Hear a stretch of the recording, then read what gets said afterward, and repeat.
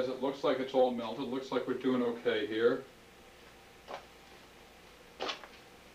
What I'm going to do is very carefully take the pitch, my paint can, and I'm going to pour it. Whoa, here it's melting. Not really boiling, but it's pretty hot. I've traded my rags for newspapers and just pour it onto the pitch slap mat.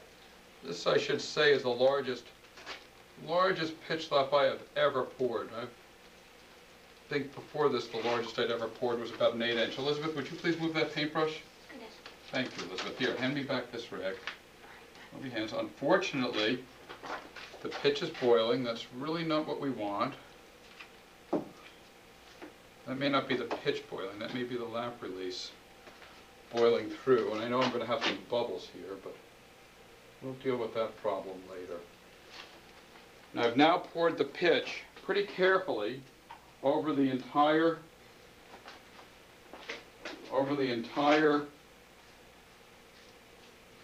mirror, and I now have my tool, which we cleaned last night. I'm going to put the tool very carefully, holding it on the sides, on top of this whole conglomeration, and just leave it sitting here now. Let it sit here. I probably could have done better by warming it before I put it on, but it's on now. And I'm going to let the whole mess, and that's what it is, it's a mess, I'm going to let it set. Now the pitch itself, I've put back onto the burner. I'm going to turn the burner off now, cover it up again. And by the way, with these paint cans, you can do pretty well by just letting it set and keeping it when you're boiling it, just keep the cover on it. And now my pitch is beginning to set. Fortunately, I put newspaper down, so if you look underneath, it really hasn't damaged or gotten my surface dirty of my table.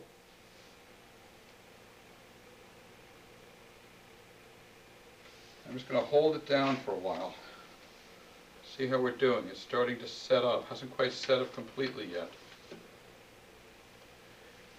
And I'm in no rush. You know, this is not a race.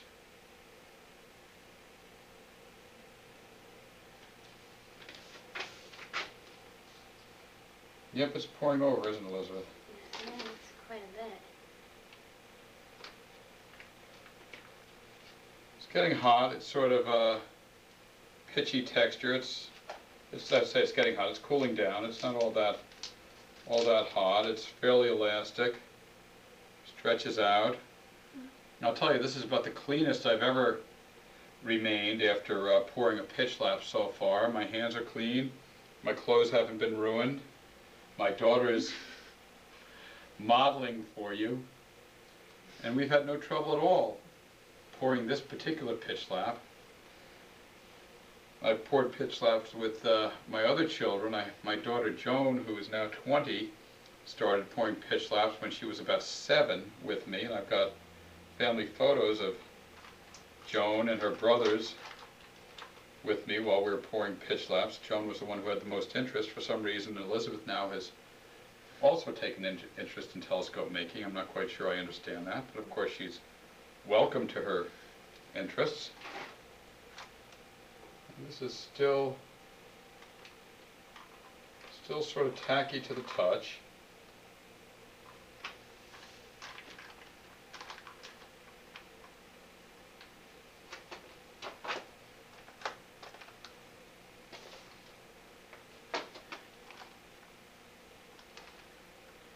This is somewhat akin to the chase scene when you're making a movie. Actually, the pouring of the pitch slap, that part we've been putting off for so long. Pushing down on it a bit just to make sure it has some contact. I feel pretty dumb that I didn't heat up the tool first. I know I should have done that in hot water. I'm wondering how it's going to hold. I have a feeling I probably won't have much trouble with it, but when you have dissimilar materials at different temperatures, substantially different temperatures and you're pouring something really hot and hoping that they're going to adhere together, you want to have everything working in your favor. And I just could have had this a little warmer and had it working a little bit better in my favor.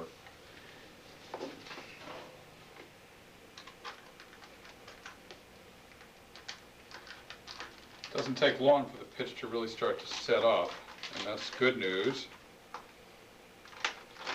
The next question is, how easily is the tool and the mirror going to separate? Always an important question. Hopefully, with all of the precautions I've taken, everything should go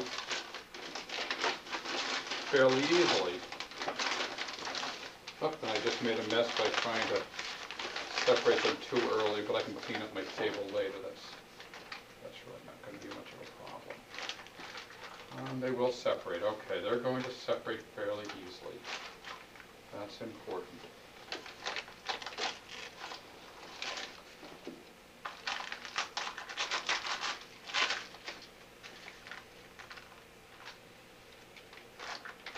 Yes, they are. They're going to separate just fine. That's good to know. Now what I want to do before separating them is just let it set a little longer.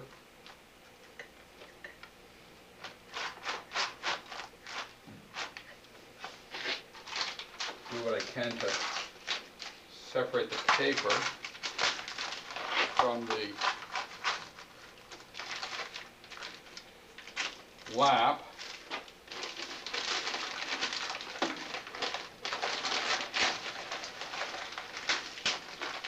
Elizabeth, would you please put this in the garbage for you, Dad? Thank you.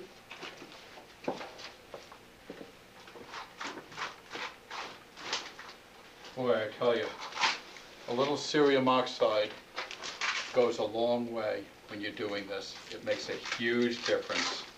I wish I had done this properly when I made that 8-inch. It would have saved me a day or two of consternation. I won't say grief. I won't say too much aggravation, because making a telescope is never aggravating. All right, let's see, just switch it around a little bit. I, generally speaking, make pretty good curves, and I'm betting that this curve's also probably going to be pretty good.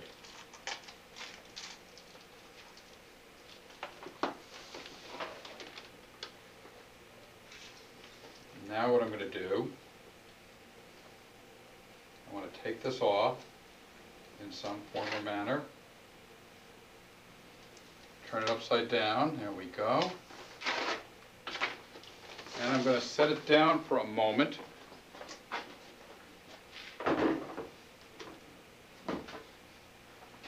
Take the mirror, which is full of cerium oxide. Wow, this stuff was really thick. I did the right thing. I'm going to put that in the sink for a little while.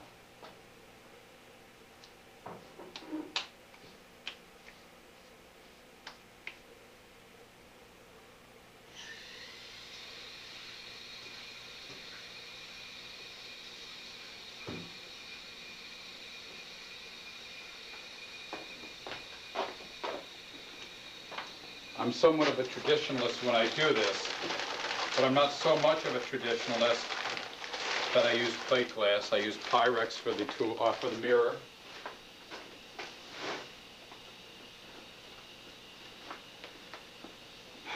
When it's available and not too expensive, I like to use Pyrex for the tool also.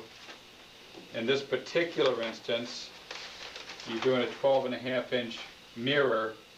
I'd hate to waste a 12.5-inch piece of Pyrex as a substrate for a tool. It's about a $150 investment.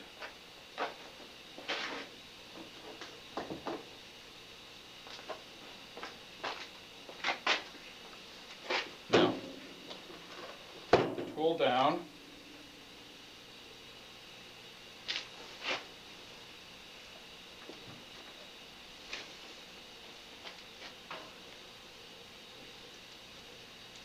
Take this wax paper off, Elizabeth, if you'd be so kind as to do the honor. Yes. been volunteered. I beg your pardon? I've been volunteered to put the garbage away. That's a big help, Elizabeth. You have no idea how important it is. And I'm going to peel off this lap mold gently, gently, gently.